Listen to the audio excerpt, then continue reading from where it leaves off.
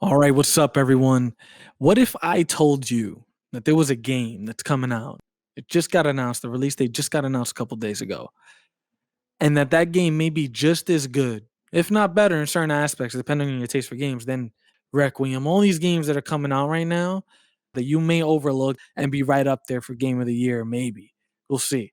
But that's what we're gonna get into. First off, this is Filmic Gaming. Thank you guys for joining us. It's been a great past few weeks. The community's been vibing. You guys have been really showing out, watching our videos. It's beautiful to see.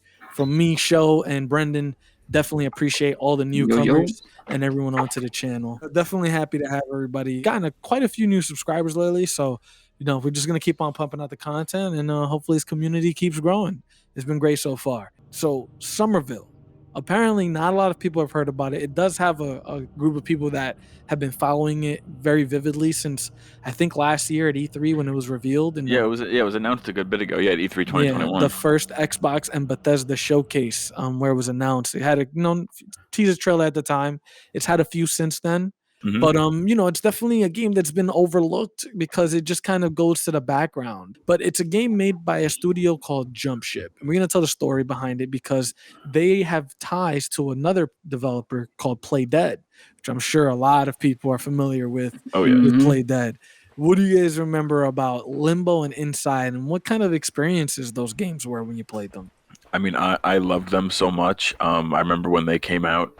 I enjoyed both of them extremely. I remember Limbo came out first. I remember that being like a very like groundbreaking, but not it's like 3D, but it looks like 2D-ish, from that perspective.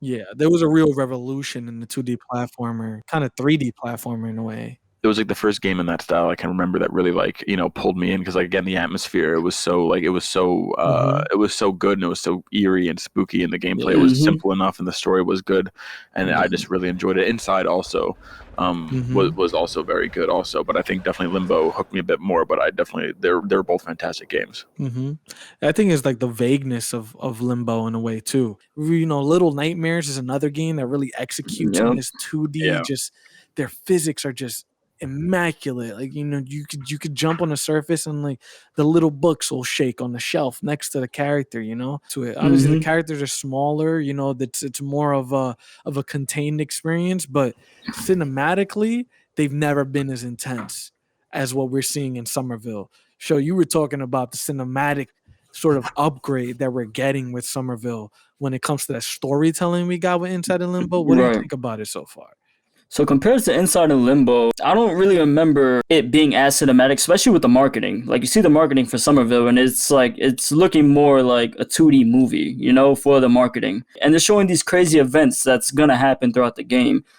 And it's like a nice blend of that sense of dread that Inside and Limbo has, but also with that sense of dread is like that sense of survival, like a light at the end of the tunnel always, Yes. And a sense of family too, in terms of the trailer, because you're seeing a lot of this action. And obviously there's a huge alien invasion going on. There's something happening to this family's and world that they live in. And these are not like little aliens. This is a full-on war. There's one teaser trailer where it's multiple, what seems like tower ships, and it's just a full war going back and forth, lasers flying, and it's just a peaceful, serene sort of environment that it's in. But then in the background, just this tumultuous war that's going on. So you kind of love what you're seeing from this new studio, Jumpship. But you look at the people that work there, and there's a reason. One guy is a film animator, Chris Olsen, and the other guy used to work at Playdead, and he was a co-founder who wanted to seek new challenges. So when you see them come together, and apparently this was all Chris Olsen's idea initially, to make this game, it's obviously got a lot of love put into it. There seems to be purpose in every little thing that you see, every detail you see in the environments, and everything you see on screen. So that's why I feel like this is one of those games that's going to be a sleeper, something that probably a lot of people won't get to because you got Ragnarok this month.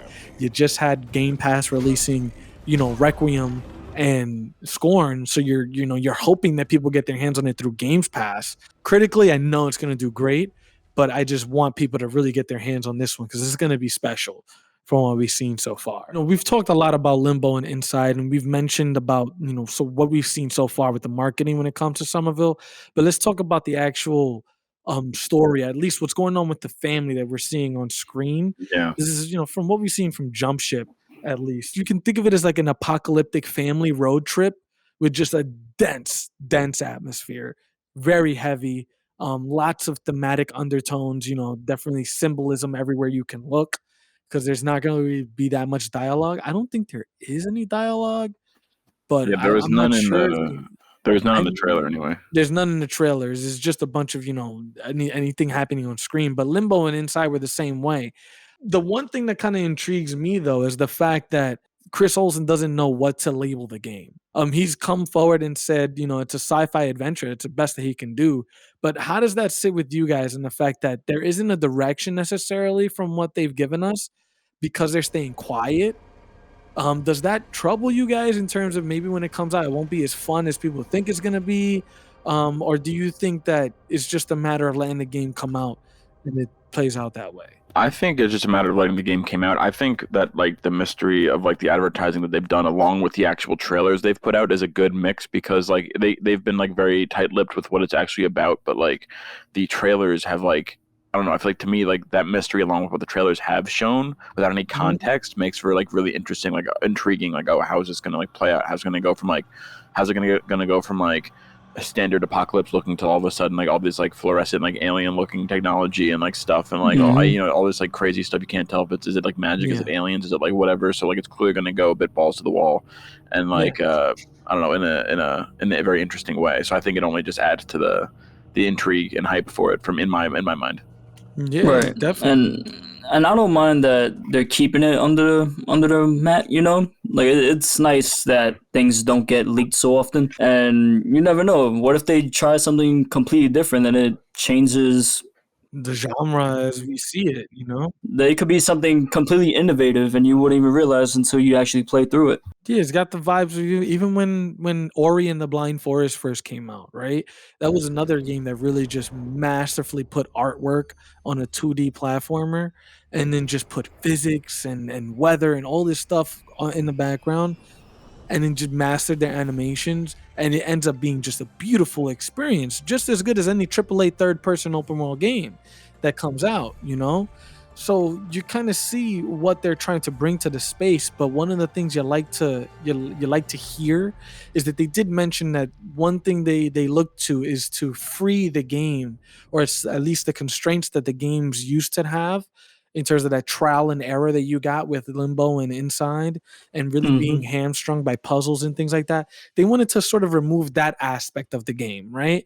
Because even what we remember, when you played Inside and Limbo, the experience of going through the environments and hearing the atmosphere and, anything playing out, a little jump scare, interactions with characters that, you had to hold their hands maybe and walk through as you do in Little Nightmares.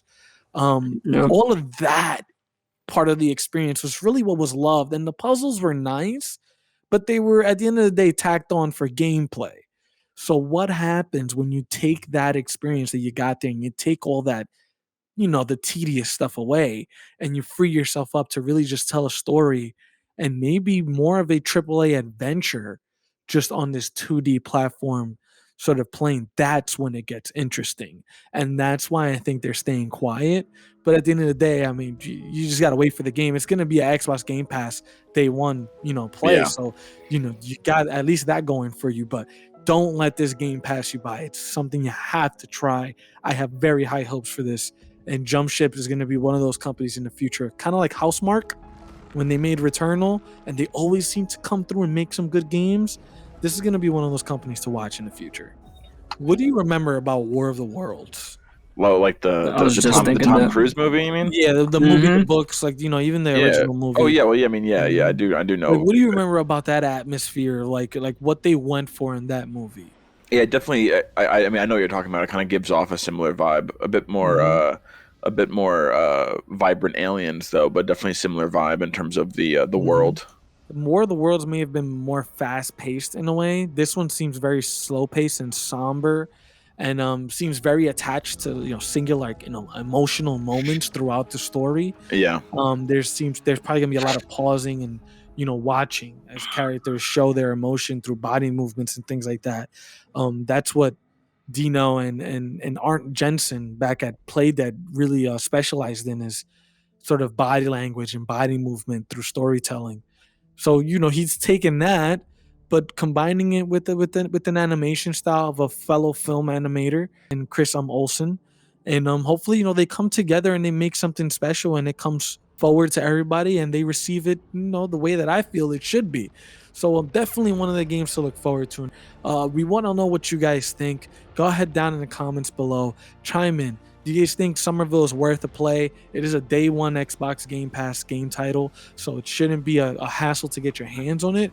But will God of War Ragnarok take up your attention for now? Is this something that's going to be in the back catalog? That's true. Yeah, let us know.